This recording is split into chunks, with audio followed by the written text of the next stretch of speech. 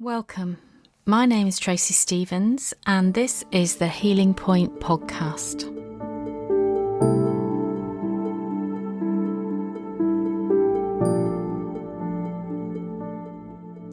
So thank you so much for being here today with me. I already know what we're going to explore today because you've been on a particular journey and a journey with me within the Root Cause Practice program as well. I'm hoping that as we explore this subject a bit deeper, this will be very eye-opening and insightful for many women that are going through similar circumstances. So let me hand over to you and introduce what you would like to speak about today. Okay. Hi, Tracy. I was diagnosed with breast cancer in December 2023. My main concern that I would like to kind of dive deeper is, how did I get this disease? Why did I get it?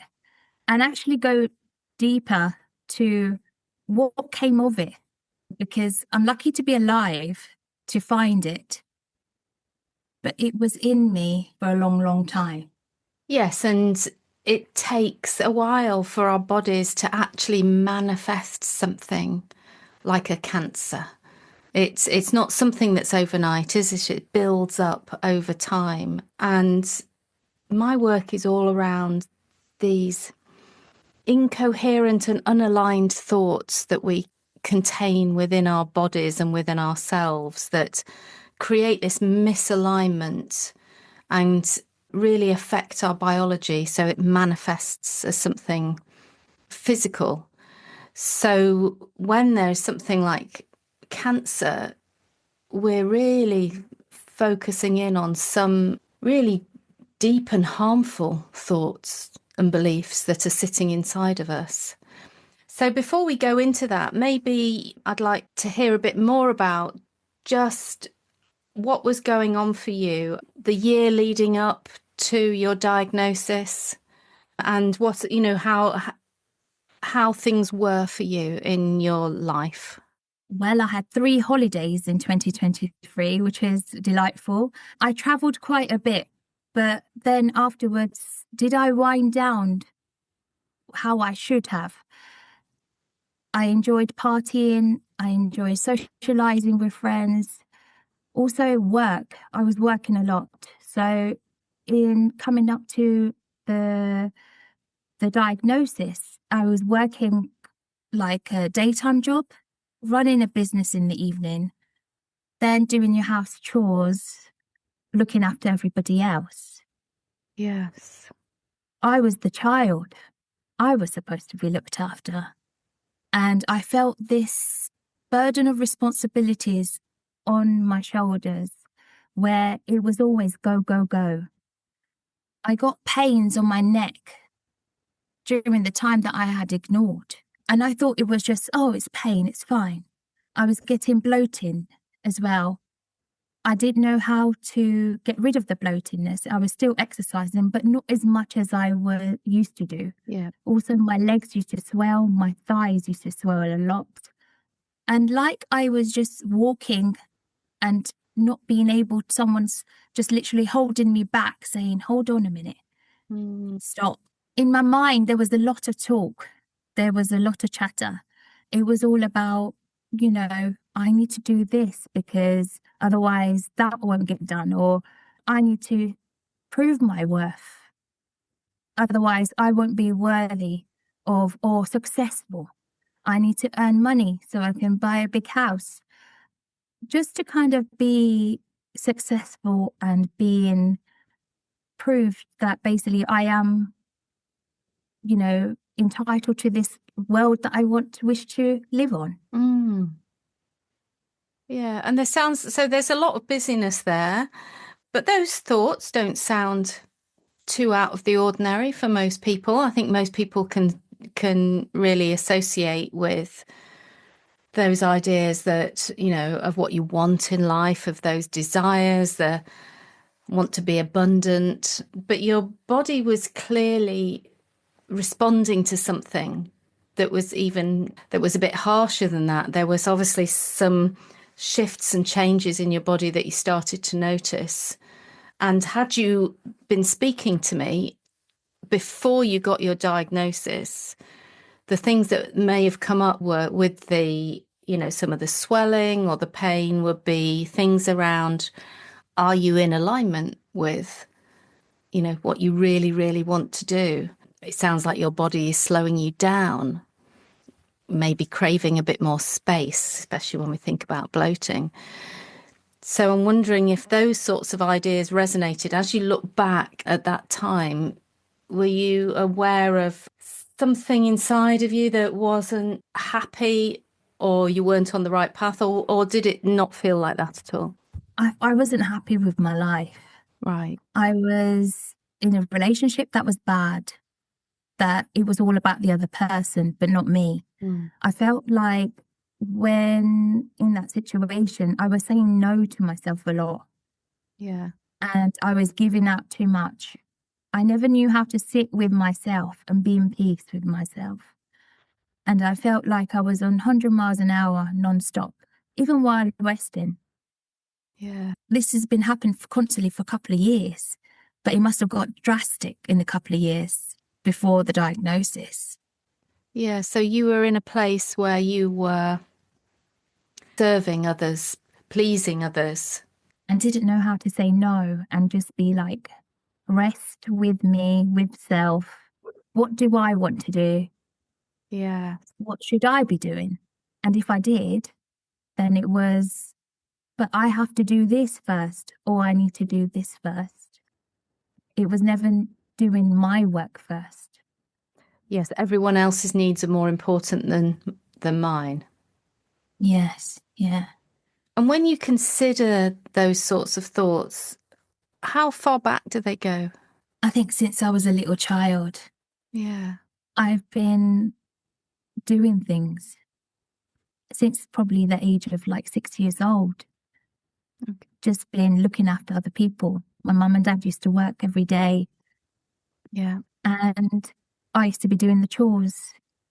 How did you find that? What was your experience of being a child and, doing the chores, which may have felt like more work and not enough play potentially? When you think back to your childhood, how would you describe it? I think it's overwhelming Okay. to do all so much stuff. And no one said that I had to do it. It was something that I did to help out in the house. Because if I didn't do it, it wouldn't get done. Right, that was going to be my question. What was it that was happening that you felt was the reason why you did need to do it? Yeah, because I feel like I was the one that everyone relied on to get things done. Yeah. And we've done some of this work together and explored some of these themes. So maybe we can tap into this idea now. What was it in you, do you think, that really created this scenario for you that you needed to help out or you wanted to help out? What did you gain from that? Giving others a bit too much. I didn't gain anything from it. So, yeah, it was just a loss of my time doing things for others. Yes, but if you didn't do it, what might have happened? If you imagine that scenario, you being 6 and 7 and you choosing to help out, what would have happened if you didn't do it? Oh, I think my mum would have just moaned about it. Or I think the situation in the household, the energy would have been like, oh, you didn't do this. You're supposed to do this. Yeah, that's what I mean, really. So we bend ourselves and compromise ourselves in order to keep the peace, prevent something negative coming towards us, prevent a particular consequence, which feels so uncomfortable. So maybe that's where that natural, well, I say natural, but that ability to help out came, because even though it may not have been spoken, there would have been something spoken if you didn't do it. Yes, yes. I believe like it's like they wanted me to do it because they relied on me to do it. And if I didn't do it, then yes, oh, it would have been a moan or something. Yes, and something that would have been more painful than doing it. Yeah. Yeah, so and we're not talking about, being overworked as a child. We're talking about normal households where we're just adapting to the household and we're adapting to other people's needs. Yeah, rather than our own. What would you rather have been doing? Playing, Yeah, doing what kids do, go to the beach, relax, being in that present moment. yeah, yeah. What sort of a child were you? I was a quiet child, so I was a bit, naughty at times, but I was very playful, used to get everything done and just, enjoyed going to swimming. I used to love swimming, Yeah, play tennis, So I was quite active, yeah, loved my sports growing up as well. But I kept things to myself. So I wasn't very good at kind of communicating my needs or something quiet in that sense. Do you think that's your nature now, or do you think it was an adaptation to the environment? Adaptation to the environment. So once somebody got to know me, then I would talk to them normally. Yes. But other than that, I would be really quiet. And so would you share ever your inner workings, like your inner emotional world? No. So no matter what happened in my family, for example, my mum went into hospital, I would always have a brave face, no matter how scared I was.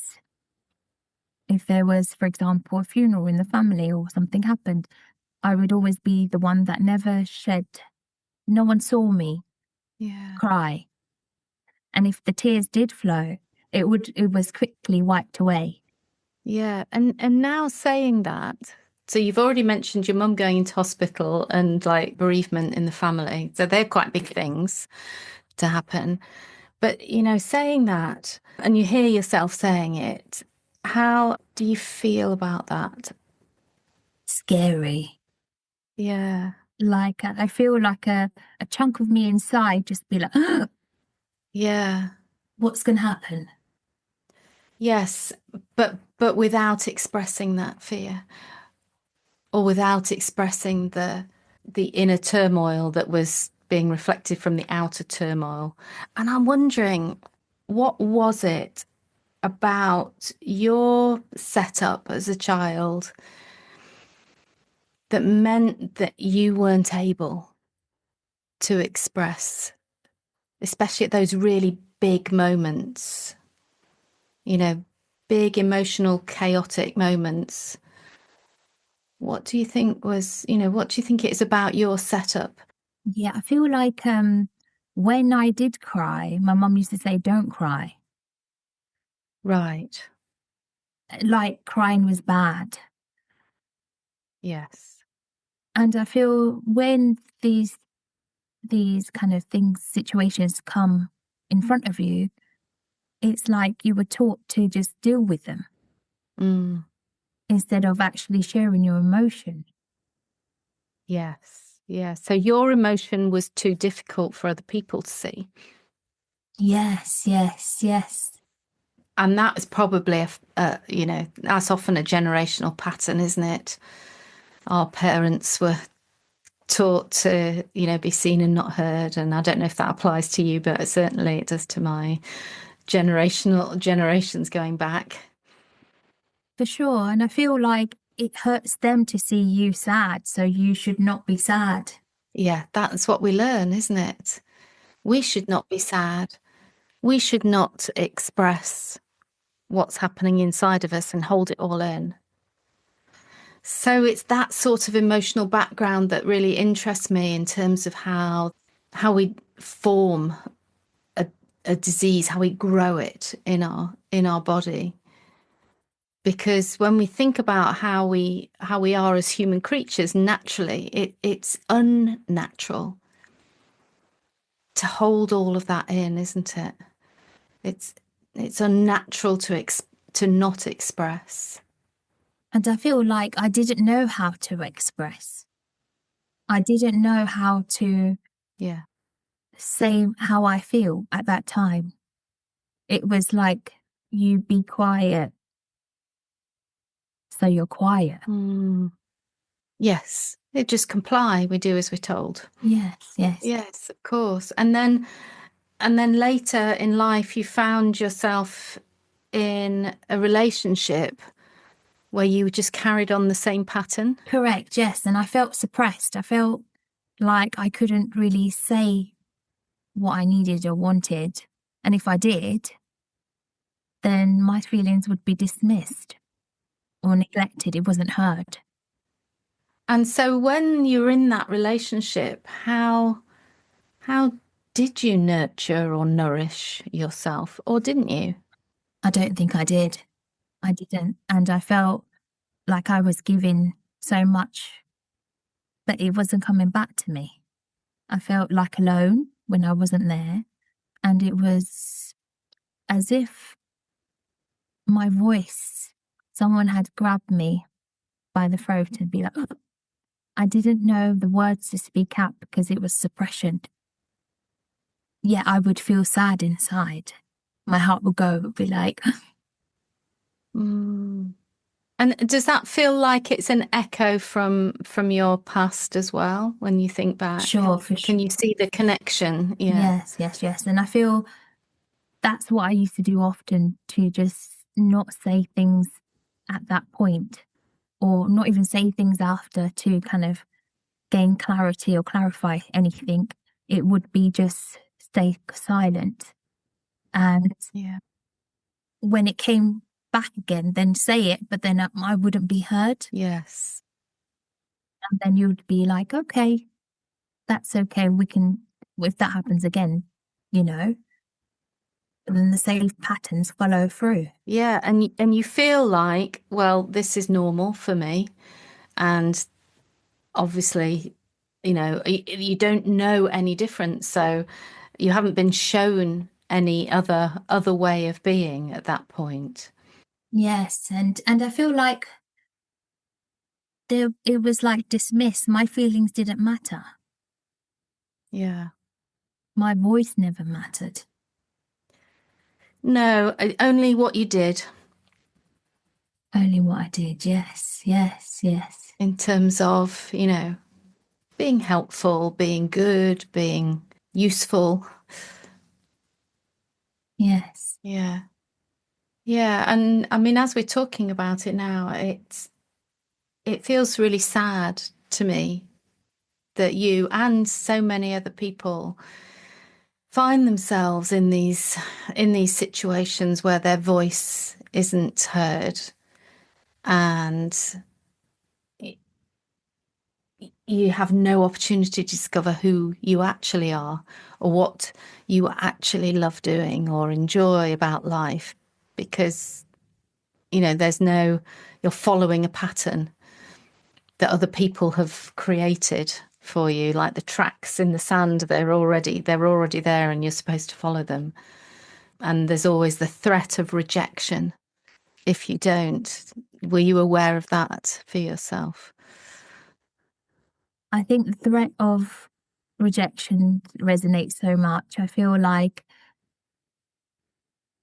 I would overdo things, because that's the type of person I was, just to give, overdo, just to make that big impact. But then when you think about it, it's like, was it necessary? Did I need to do all that? But at the time, you believe it is. At the time, it's an unconscious pattern that you fall into. You're not really conscious of, here I am in a pattern and I'm just repeating it over and over. You're just still working from this programming. Oh, I need to do more of it. If I'm not getting the results, if I'm not getting the attention, if I'm not getting the positive reinforcement, then maybe I just need to do more. I need to work harder. I need to push harder. I need to be nicer, or just create such an imbalance. and my life was it was imbalanced before. Yeah. I wasn't resting properly. I wasn't waking up properly. I wasn't, doing things that I enjoy. It was all systems go, and not enough time for me to actually process what's happened in that day. Yeah. When things used to go wrong, or in life, not going wrong, but things happen, I used to be like, okay, I'll sort it. Like I was this warrior doing everything, the battle's all mine, Yes. even if it isn't. Up to me to sort it out because I'm that person, and that's what makes me feel needed and wanted and loved. And I felt like I had to do all these things because otherwise I wasn't worthy of love or wasn't able to be recognized for the things that I do. Yeah. Yeah. It's incredible when we're talking about it now, isn't it? How all these patterns and the thoughts and then the behaviors on top of that, how they all gather momentum through our lives. And it seems inevitable then that all that imbalance inside is going to create something physical for us. And I I wonder if you'd like to just tell us a bit more about what happened when you got the diagnosis and then after that, what you changed and where that took you. Well, when I got diagnosed, what happened was the doctor did come in and say, you've been diagnosed with cancer. The lump that we found, because it was on the right breast, was cancerous. So the first thing I did say was, how long have I got to live? Wow. And she said, well, it can be treated. So I said, but how? Because normally cancer is deadly.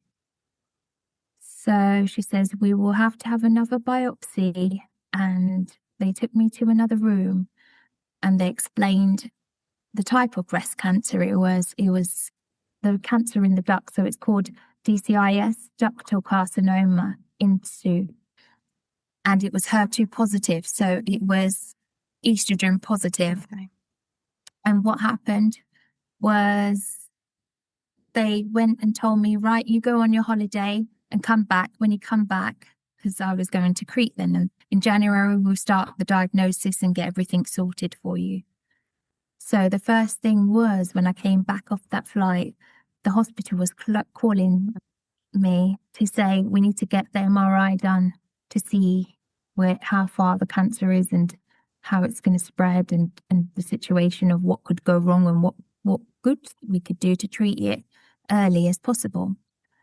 So we had the MRI scan and I just felt so helpless. Like, I was like, I haven't even had kids yet.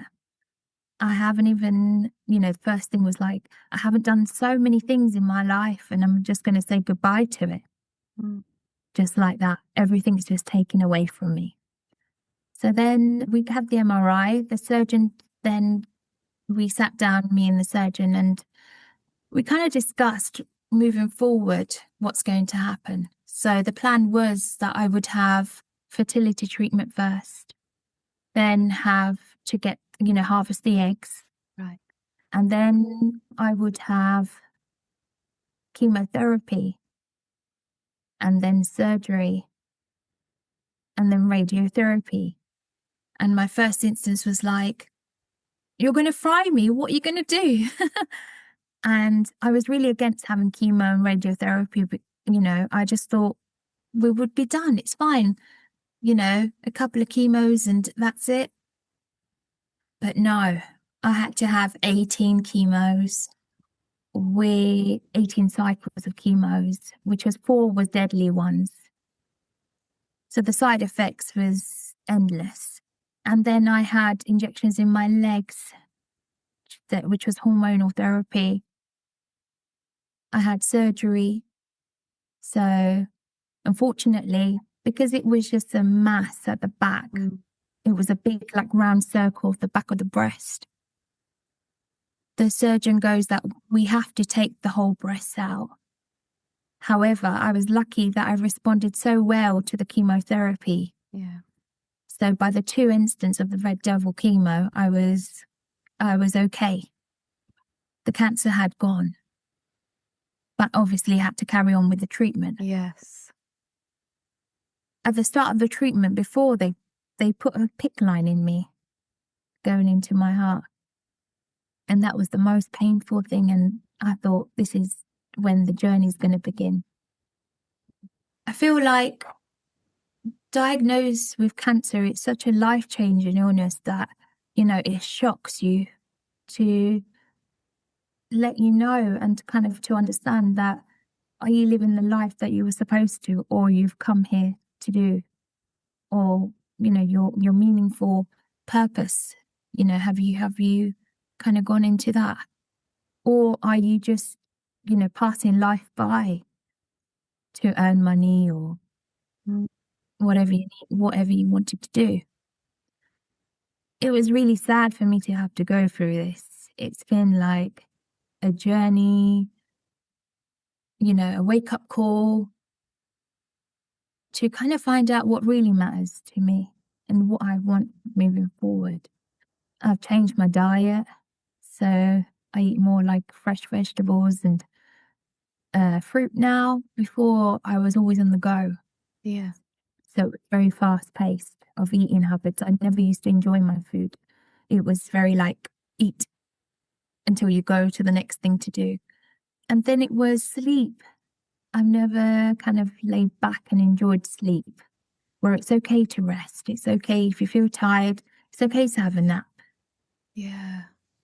Illness is awakening, actually, isn't it? It's here to wake us up quite often into, who are we? What is the life that we're living right now? And what do I want? And so this is such a turmoil, so much chaos, and this threat to life that happens with these sorts of diagnoses. And I'm interested to know for you, like, where did the turning point come for you to change things? I mean, obviously the diagnosis created a desire to look at things and change things. But was it further down your journey that you started to understand that the relationship wasn't working, or, where am I? Who am I? Or was it sort of more recently than that? So as I was going through my journey, I was observing how people were around me and they didn't show up for me as much as I needed them to. Whereas I used to always show up for them, Right.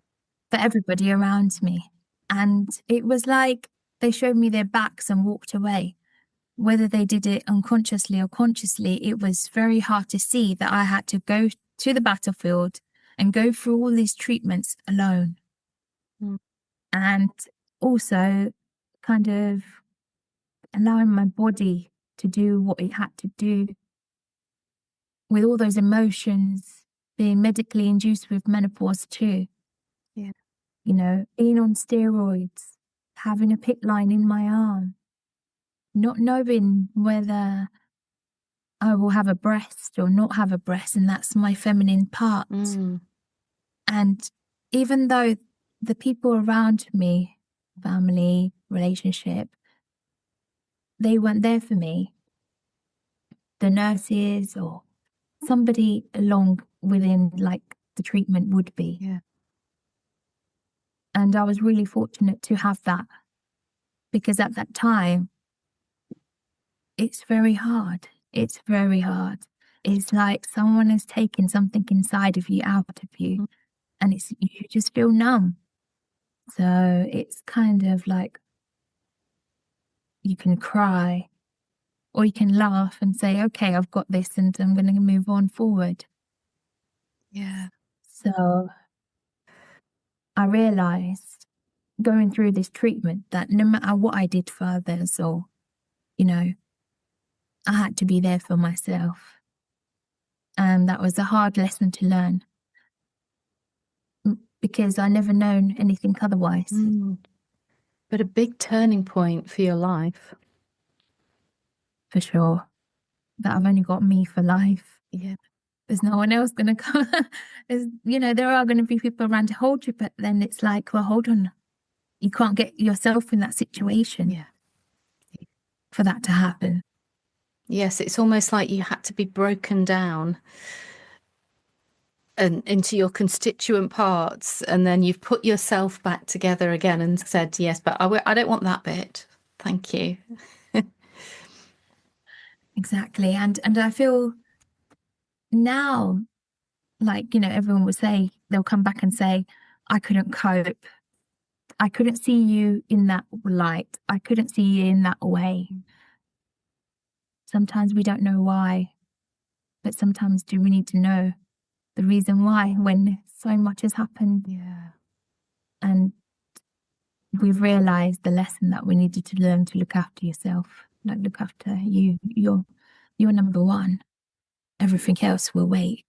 Yeah, and I love that you've said that, because this does feel like a disease of self. Like let's prioritize myself. Let me put myself first.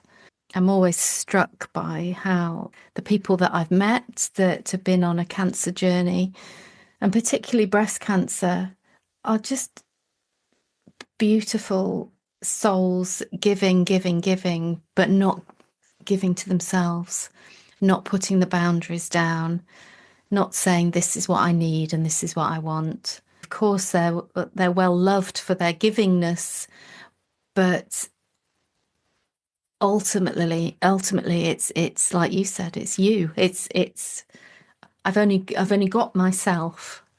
I almost think of it as a duality, that like a cancer that's growing is almost like a separate entity. To heal from that is coming back to yourself. So there are no separate parts of you that are unexpressed or holding all this toxic waste almost inside. It's the ability to say, I don't want this, and this is what I do want. And in doing that, you're giving yourself the power and the power to heal. Yes, yes. And this was the only way. I find that even though people used to tell me before how I should be, or, I was in the wrong relationship, or I should be doing this, I never used to listen because I always knew that was the only way that I knew. Yeah. I felt stuck. Yeah. I felt like I was going downhill when I wasn't able to come back up. And if I did, then I would have to numb it or, just act like everything's normal around me. And now have to sit back and be like, okay, I needed that rest while life was going on for others. My body needed to kind of just be rested and find out, everything about me. Yeah. Yeah, you had to pause and recalibrate, almost realign yourself. And yeah, it wasn't about others either. Whereas if, like, say, for example, my mum would be like, can't see you cry. I can't see you like this. Mm. So it was about me going through this and be able to say, look, it's not about you. It's about me. I have to go through this, Yes. And has your relationship with your mother changed through this whole journey? dramatically, and my dad too. Yes. I think they see me in a new light now where I'm making decisions for myself or I stick up for myself. I don't get very angry. I'm very like laid back and, you could say anything to me and it wouldn't, I would be thinking of it twice and then coming back with a response than actually me just going blah, blah, blah and getting myself wound up about it. Yeah. So it's actually, being more calmer. Yeah. And sounds more contemplative as well. Sounds like it's like considering things rather than knee-jerk response. Yes, not, and even my mind is not 100 miles an hour. Interesting. It's my speech is slower. I'm more, slow paced as well. And do you like the way you feel inside your body now? Yes, much better. It's like I've got control of my life again. Yeah, amazing. Yes. Whereas before I was pulled everywhere. Yeah. And so, has the cancer, do you think, enabled you to become more of who you are? Authentic, I suppose. It had to happen for sure. In a positive way that I'm just grateful there was treatment for it. It had to happen. And I'm alive today to, heal and see the other side of what's going to happen next. Yeah, absolutely. And what would you say to anybody else that's listening that might be going on this journey that you've been on? What words might you offer to them? First of all, not to look at the whole staircase, one staircase at a time. And also not to give up. There is light at the end of the tunnel. And just to carry on going each day. From my perspective, it would be about prioritizing yourself. For sure. Expressing, I think, is so important. If we think about the breast and we think about what it does and how it's the metaphor for feminine beauty, isn't it? But it's also a source of nourishment and giving to others. And we literally express milk. That's its literal purpose, isn't it? And so you can't feed others without expressing. And so how can we give to others without expressing who we are? We're not really giving. It's not really what's happening. We're not really expressing our authenticity. So true, Tracy. Wow. Yeah. And while we're talking, do you have any sort of unanswered questions or things that are still you're mulling over, or anything that you wanted to ask while we're in this having this conversation? Why did it have it on the right hand side? Oh, interesting. It was on the right hand side. The right hand side is more representative of the masculine. And when we think of the masculine energy, that's the doingness. That's it's the left is more feminine and more connected with our intuition, our energy, and our beingness. We don't have to make meaning of it, but if we were to make meaning of it, we might say that what was in balance there was so much masculine doing energy that you may have been neglecting that feminine side. And so, what was more toxic for you? You could argue that, well, why didn't I get it on the left side? But, there's a lot connected there with the doingness, the busyness, the solving other people's problems.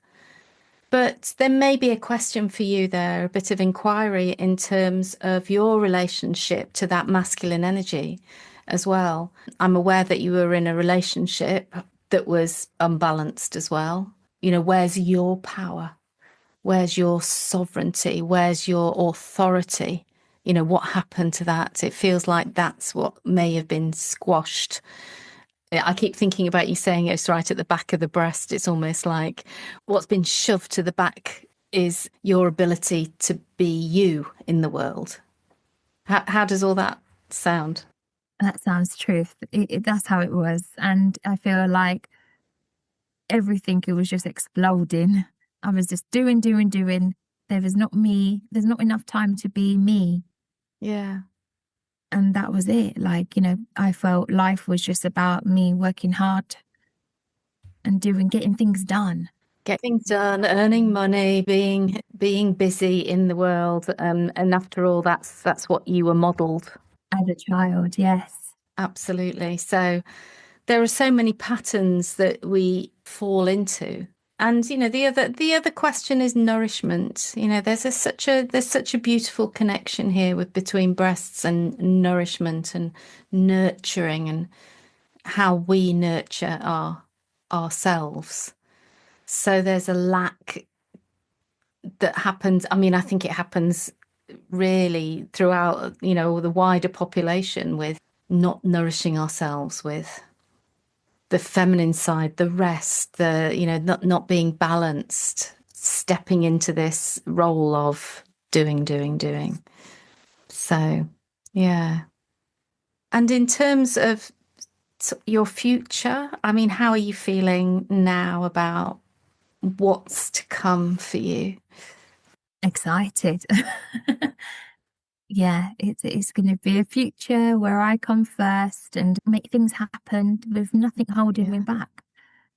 So if that question ever comes up again, I've done it all. Yes. Yeah. And do you have dreams for yourself now? Are you on a path, do you feel? Yes, a new path, a new life, a new path, a new journey, a better one too.